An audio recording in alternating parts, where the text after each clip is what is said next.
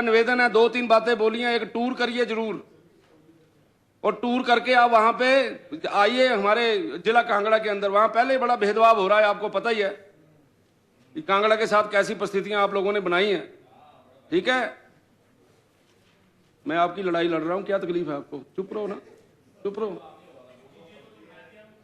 तो इसलिए कांगड़ा के हालत सुधारिए, कांगड़ा का स्वास्थ्य का ध्यान करिए। अगर कांगड़ा का आपने ध्यान नहीं किया तो आपके दिन अच्छे नहीं है, बुरे दिन आएंगे इससे भी। और जो आपने जो पेन के साथ लिखा है, मुझे पूर्ण उम्मीद है कि आप इन सारे विषयों के ऊपर कार्रवाई करेंगे और भविष्य में हमारे स्वास्थ्य संस्थान जो हैं वो अच्छे होंगे। माननीय उपाध्यक्ष जी, आपने समय दिया, आपका बहुत बहुत धन्यवाद। अब इस चर्चा में भाग लेंगे माननीय सदस्य श्री अनिल शर्मा जी।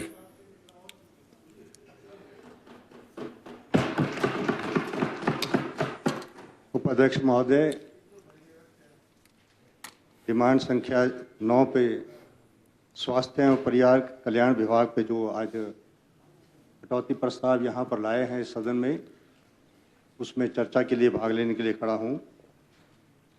बहुत महत्वपूर्ण विभाग स्वास्थ्य विभाग, पर देश का नहीं पूरे देश के अंदर यदि स्वास्थ्य की बात करें, क्योंकि इंसान के लिए स्वास्थ्य सबसे ज़्यादा जरूरी है और इसके लिए क्या कदम उठाने चाहिए।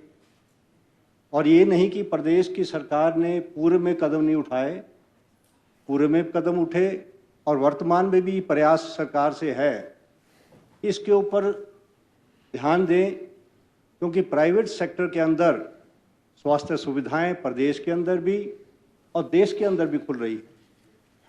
कोई परिवार का इंसान जब बीमार होता है तो इंसान कोशिश करता है कि अच्छे संस्थान में लाया जाए और बेहतर सुविधा, चाहे पैसा कितना लग जाए, उस पे विचार ना होकर प्रयास ये होता है कि हम ऐसी संस्थान में ले जाएं जहां पर पूरा इलाज हो सके। और इसके लिए मैं माननीय मंत्री से कहना चाहता हूं कि कैंसर जैसी बीमारियां और किडनी जैसी बीमारियां जो प्रदेश के अंदर बहुत बुरी तरह से जो हमारी फैल रही है, और मुझे भी लगा, जैसे विक्रम जी बात मजाक में बात कर रहे थे, मैं भी इस बात को कहना चाहता हूं कि सरकार बनने के बाद मुझे इस बात को लगता था, क्योंकि शांडिल जी और मैं दोनों एक ही पार्टी के एक सांसद हुआ करते थे, एक राज्यसभा में एक लोकसभा में होते थे, उस पार्टी के हम दोनों सांसद हुआ करते थे। और मुझे उम्मीद थी कि पार्टियां तो आमने सामने हो चुकी हैं, परंतु आपसे भी मुझे उम्मीद थी कि मैं आपसे कुछ ऐसे काम करवा सकूं जिससे स्वास्थ्य संस्थाओं को अपने क्षेत्र के अंदर, प्रदेश के अंदर तो मैं कह सकता हूं कि विस्तार बहुत हुआ है, मेडिकल कॉलेज खुले हैं, और जहां जोनल हॉस्पिटल मंडी जो केला जोनल हॉस्पिटल हुआ करता था उसी के ऊपर निर्भर था, उसके बाद मेडिकल कॉलेज खुले। और मैं इस बात की इसलिए बात करना चाहता हूं कि आपने कहा कि हम 69 आदर्श स्वास्थ्य केंद्र खोलेंगे। मुख्यमंत्री ने पिछली बार इस बात की चर्चा की और अच्छा लगा कि स्वास्थ्य सुविधाएं हमारी गांव तक ऐसी पहुंच जाएं जहां से रीजनल हॉस्पिटल, मेडिकल कॉलेज तक बहुत कम मरीज पहुंचे, परंतु वो हालत बन नहीं पाई। आपने जोनल हॉस्पिटल को जो है आदर्श स्वास्थ्य केंद्र के साथ जोड़ दिया।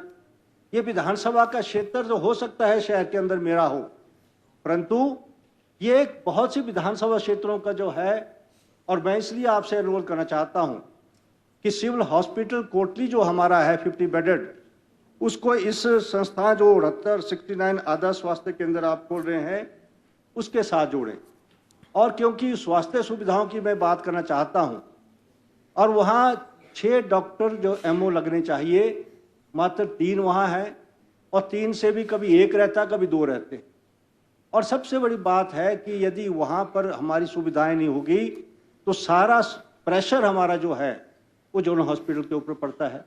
और जोनल हॉस्पिटल की बात जहां मैं कहना चाहता हूं, उसके अंदर पिछली बार मैंने मंत्री जी से बात को कहा कि मदर चाइल्ड हॉस्पिटल जो है हमारा 100 बेडेड हॉस्पिटल जो है मंडी बन के तैयार हुआ और पूर्व सरकार में इसका उद्घाटन भी हुआ, परंतु हमारी संख्या 2022 में भी इसके बारे में विभाग ने आपको लिखा और आपसे